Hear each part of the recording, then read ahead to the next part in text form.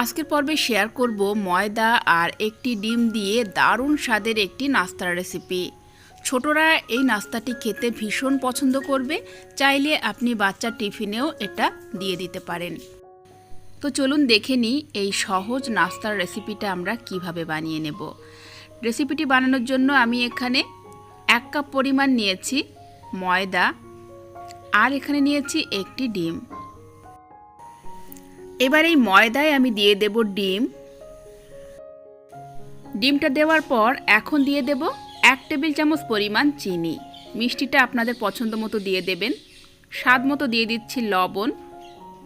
1 table চামচ পরিমাণ দিয়ে দিলাম মিল্ক পাউডার। দিয়ে এখন খুব ভালো করে এটা মিক্স করে নিতে হবে।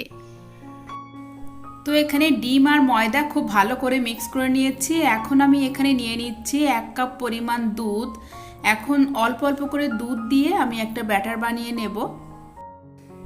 আর এই ব্যাটারটা কিন্তু খুব বেশি ঘন হবে না, আবার খুব বেশি পাতলা হবে না, সেই হিসাবে এখানে দুধটা দিয়ে দিতে হবে মোটামুটি একটা আন্দাজ করে। তো এখানে ব্যাটারটা রেডি হয়ে গেছে, এরকম থিকনেস হবে ব্যাটারের। এবার আমি এই ব্যাটারে 1/2 চা চামচ পরিমাণ দিয়ে দিলাম বেকিং পাউডার, 1/2 চা চামচ পরিমাণ ভ্যানিলা এসেন্স। আপনারা যে কোনো এসেন্স এখানে অ্যাড করতে পারেন। দিয়ে এখন আবারও খুব ভালো করে এটা মিক্স করে নিতে হবে। তো এখানে নাস্তাটা বানানোর জন্য ব্যাটারটা অলমোস্ট রেডি। এখন আমরা চলে যাব মূল রান্নাতে। আর এই নাস্তাটা কিন্তু সম্পূর্ণ তেল ছাড়াই আপনারা বানিয়ে নিতে পারবেন। তো এখন আমি এখানে একটা ফ্রাই প্যানে এরকম 1 হাতা করে ব্যাটার দিয়ে দিচ্ছি। দিয়ে আমি ঢাকনা দিয়ে দেব প্রায় 30-40 সেকেন্ডের মতো।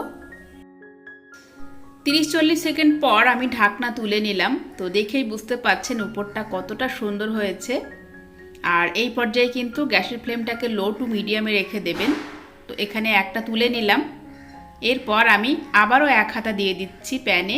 আর এটা কিন্তু পুরোটাই তেল ছাড়াই আমি বানিয়ে নিচ্ছি। এরপর আবারও ঢাকনা দিয়ে দিচ্ছি। আরও একটা তুলে নিলাম আমি এখানে। আর এভাবে সবগুলো আমি বানিয়ে নেব এরকম সেম পদ্ধতিতে। খুব সহজভাবে এগুলো আপনারা বানিয়ে নিতে পারবেন, কোনো রকম ঝামেলা ছাড়াই এই নাস্তাটা বানিয়ে নেওয়া যায়। তো এখানে সবগুলো নাস্তা বানানো হয়ে গেছে। আর এখন হচ্ছে গরম গরম পরিবেশনের পালা। আপনারা এখানে উপর থেকে একটু মধু কিংবা চকলেট সিরাপ ছড়িয়ে দিতে পারেন, তবে এটা শুধু শুধু খেতেও অনেক টেস্টি লাগে।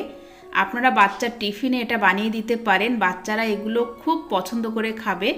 সকালবেলার নাস্তায় এরকম তেল ছাড়া হেলদি একটা রেসিপি আপনারা অবশ্যই ট্রাই করতে পারেন।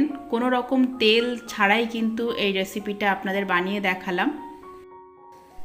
আমি এখন একটা কেটে দেখিয়ে দিচ্ছি ভিতরটা কত সুন্দর হয়েছে, কতটা ফ্লফি হয়েছে। আশা করি এই তেল ছাড়া সহজ নাস্তার রেসিপিটা আপনাদের সবার ভালো লেগেছে। ভালো লাগলে প্লিজ একটি লাইক দিতে ভুলবেন না, শেয়ার করবেন আর সেই সাথে চ্যানেলটিকে সাবস্ক্রাইব করে রাখবেন।